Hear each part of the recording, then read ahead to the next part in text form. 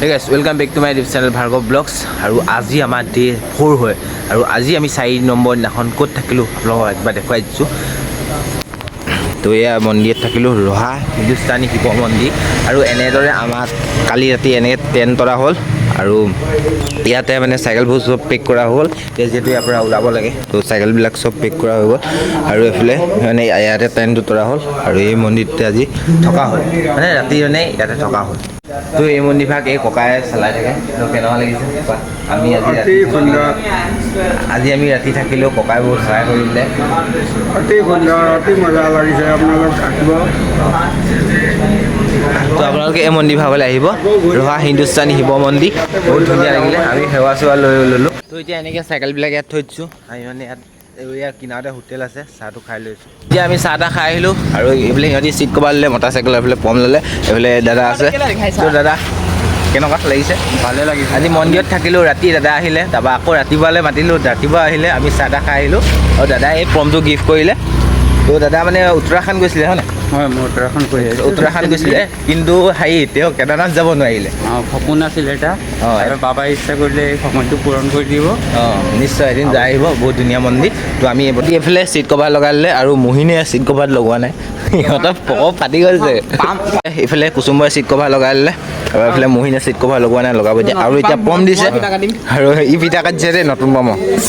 8 টকা ইমান পম দিলে হিলিব মানে কৈছে এখনত পমটো মানে প্ৰথম দিনাখন যেতিয়া ওলাইছিলোঁ তেতিয়া পমটো কমি গৈছিলে তো এইখিনি প্ৰব্লেম দিয়া নাই তেনেকৈ পমো নাছিলে আমাৰ ওচৰত আৰু দোকানো নাছিলে কিন্তু ভগৱানৰ কিবা তেতিয়ালৈকে প্ৰব্লেম দিয়া নাই তো ময়ো অলপমান দি লওঁ পামটো অলপমান কমি আছে চাগে। মন্দিৰৰ পৰা মন্দিৰ বাহিৰলৈ চাইকেল কেইখন উলিয়াই দিলে আৰু এইখন চাইকেল আমি এফালেদি যাব লাগিব। তো আজি কামাখ্যা মন্দিৰত তো আজি কামাখ্যা মন্দিৰ যাম আৰু এইফালে চাইকেলখন এনেকৈ ৰেডি হৈ গ'ল আৰু বৰষুণ চিপকৈ পেলাই আছে সেইকাৰণে ৰেইনকোট লগাবলগীয়া হ'ল ভিডিঅ' লগাই লৈছোঁ তাতে আৰু ক'তো ৰখিব নালাগে আৰু এইফালে ই ৰেডি হৈ গ'ল আৰু পম লৈ লৈছে চিন্তা নাই আৰু এইফালে এনেকৈ লৈ ল'লোঁ মটৰ চাইকেল। তো মোৰ চাইকেলটো এইফালে দাদাই চলাই আছে। তো দাদা কেনেকুৱা লাগিছে? বহুত ধুনীয়া লাগিছে। তো মোৰ চাইকেলটো অকণমান দাদাই চলাইছে আৰু মই দাদা চাইকেলটো এনেকৈ দাদাজন গ'লগৈ আৰু এখন মোৰ চাইকেলখন লৈ ল'লোঁ আৰু দাদাজন এনেকৈ তেওঁৰ চাইকেলখন লৈ গ'ল আৰু মানে কি হ'লে বৰষুণটো দি আছে নাই সেইবাবে পঠিয়াই দিবলগীয়া হ'ল আৰু ইমান দূৰ আগবঢ়াবলৈ আহিছে তো ভাল লাগিলে। তো এনেকৈ বৰষুণত তিতি আহিলোঁ বঙাইগাঁও আৰু বঙাইগাঁও শ্ৰী বিষ্ণু মন্দিৰ। তো এতিয়া আমি ইয়াত অকণমান ৰখিম বুলি ভাবিছোঁ। তো গাইছ মাইকটো লগোৱা নাই অকণমান মাতটো ভাল নাহিবও পাৰে তো কি ক'ম এনেকৈ মানে পূৰা বৰষুণ দি আছিলে আৰু সেইকাৰণে মই আপোনালোকক এনেকৈ কথা ক'ব পৰা নাই আৰু মাইকটো লগাইছিলোঁ মানে যিহেতু বৰষুণ বেয়া হৈ যাব বুলি মাইকটো ফুল কৰি দিলোঁ। পূৰা গৰম উঠিছে আৰু এইফালে মোৰ চাইকেলখনৰ এতিয়া মানে এই জাষ্ট আহোঁতে ব্ৰেকডাল মাৰিলোঁ ব্ৰেকডাল ছিগি থাকিলে গাড়ী এডাল বেগৰ কেবলডাল ছিগি থাকিলে বেগৰ কেবলডাল চেঞ্জ কৰি ল'ম। তো বিষ্ণু মন্দিৰত নোসোম আৰু এতিয়া পানী পাই দেখুৱাইছোঁ কাৰণ এতিয়া গুৱাহাটীলৈকে কিমান 78 কিলোমিটাৰ আছে তো তালৈকে যাব লাগিব। যদি আজি গুৱাহাটী যাব নোৱাৰোঁ অকণমান দিগদাৰ হৈ যাব তাত আমাৰ চাব লাগিব ট্ৰেইন কৰিব পাৰিলে ট্ৰেইন কৰিম আৰু যদি ট্ৰেইন কৰিব নোৱাৰোঁ তেতিয়া ৰুম ল'ব লাগিব। গুৱাহাটীত তেনেকৈ অকণমান দিগদাৰ হ'ব সেইকাৰণে আমি ওলাই দিওঁ। তো এইফালে মানে চাইকেলখনৰ এই কেবলডাল ঠিক কৰি আছে তো ইয়াত ঠিক নকওঁ আৰু গুৱাহাটীত ঠিক কৰিম আৰু এইফালে মন্দিৰভাগ এনেকৈ আপোনালোকক দেখুৱাই দিছোঁ। তো কি ক'ম আৰু তো বিষ্ণু মন্দিৰ পাৰ হৈ পিনি তো আগলৈ আপোনাৰ 5 কিলোমিটাৰমান আহি পিনি এটা হোটেল দিব পালোঁ আৰু তাতে আমি খানা আয়োজন কৰিছোঁ। মই কৈছিলোঁ কি খাম নাজানো মেগী খাবলৈ আছোঁ হয়তো ভাত খাবলৈ আছোঁ তো মানে আৰু ক'ত আছোঁ আপোনালোকক দেখুৱাই দিছোঁ আমি ক'ত খানা বনাইছোঁ। তো আজি ভাল লাগিব। তো এতিয়া মোৰ বৰ্তমান টাইম হৈ গ'ল আপোনাৰ এইফালে দেখিছে ন 11:35 তাৰপিছত আমি আছোঁ ইয়াত ক'ত আছোঁ চক এইডোখৰ আছে সেইডোখৰ ইমান ধুনীয়া এৰিয়া আৰু ইয়াতে আমাৰ আজি ভাত বনিব। ভাত মানে কি খিচিৰি বনিব। এইফালে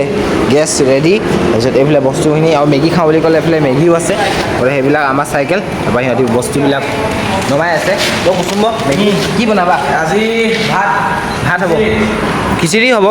ভাত কেতিয়াও নহয় ভাত বনাই কেৰাহী এখন নাই যদি আমি ভাজিলোঁ পাৰিম কৈছোঁ কুচুম্বক মই কৈছিলোঁ যে সৰু কেৰাহী এখন আছে লৈ লওক কুচুম্বই নালাগে বুলি ক'লে। কুচুম্বই খিচিৰি বনাই আছে আৰু মই আনিবলৈ আহিলোঁ পানী মানে সেই তেল ডিপুটোত আমি মানে তাত ভাত বনাইছোঁ নাই যিহেতু আৰু এই তেল ডিপুটোত ইয়াত পানী আছে তাত পানী নাপায় বোলে আৰু ইয়াৰ পানীবোৰ কেনেকুৱা ইয়াত ফ্ৰিজ দি দিয়াৰ লগে লগে ঠাণ্ডা পানী ওলায় ফ্ৰিজৰ পানী ওলায় তো খুব বেছি মজা লাগিছে। আৰু সেই গাড়ীখনত দেখিছে নহয় জুবিন দা ফটো লগোৱা আছে কি মজা। তো মানে ইয়াৰ এটা হাইৱে নাই পূৰা স্পীড যায় ফালি চিপি যায় গাড়ী কি ক'ব। এইফালে বৰষুণ দিছিলে এয়া পানী তো এয়াই নিশ্চয় বহুত ধুনীয়া ফিল আহিছে মজা লাগিব তো এনেকৈ পাৰ হ'ব লাগিব যিহেতু 4 লাইন সেইফালে 2 লাইন সেইফালে 2 লাইন আৰু আমি কোনটো ডিপুত আছোঁ সেইটো পাইছোঁ এইটো ডিপুত পানী আনিলোঁ এইটো ডিপুত আমি যাম আমাৰ ভাত ৰেডি হৈ গ'ল ভাত খিচিৰি তো এইফালে ধুনীয়াকৈ কুচুম্বই খিচিৰি বনালে কুচুম্ব কেনেকুৱা আৰু খিচিৰিটো গৰম হৈ আছে আৰু এইফালে খিচিৰি যিটো আচাৰ তাৰপিছত এইটো পিঁয়াজ তো এনেকৈ খাই দিওঁ আৰু তো এনেকৈ ইয়াত ভাত পানী খাই পিনি ওলাই দিলোঁ এইফালে দেখিছে না আৰু এইখন আৰু এই তেল ডিপুটো এই তাতে আমি ভাত পানী খালোঁ তো এতিয়া ব'লক আকৌ আৰম্ভ কৰি দিওঁ কেনেকৈ পাম আপোনালোকক দেখুৱাই আছোঁ ব'লক তো এনেকৈ আহি আহি সোণাপুৰ পালোহি আৰু আগত মানে দাদা কেইজন মানে আহিছিলে আমাক আম দিলে আৰু কল দিলে কল খালোঁ তাৰপিছত এইবিলাক বহুত খালোঁ কিন্তু আৰু দাদাহঁতে সহায়ো কৰিছে ভাল লাগিছে আৰু ৰাজস্থানৰ পৰা এজন দাদা আহিছে আপোনালোকক চিনাকি কৰাইছোঁ তো দাদা আপোনাৰ ঘৰ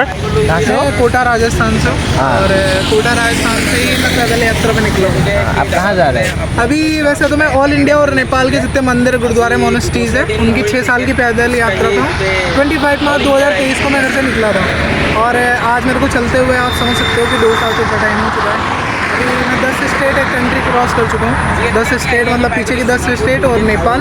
और सिक्किम वगैरह क्रॉस करते हुए मैं आसाम में चल रहा हूँ मतलब नॉर्थ ईस्ट में मेरे को शायद ऐसा लगता है कि इंडिया से नॉर्थ ईस्ट में पैदल आने वाला इकलौता इंसान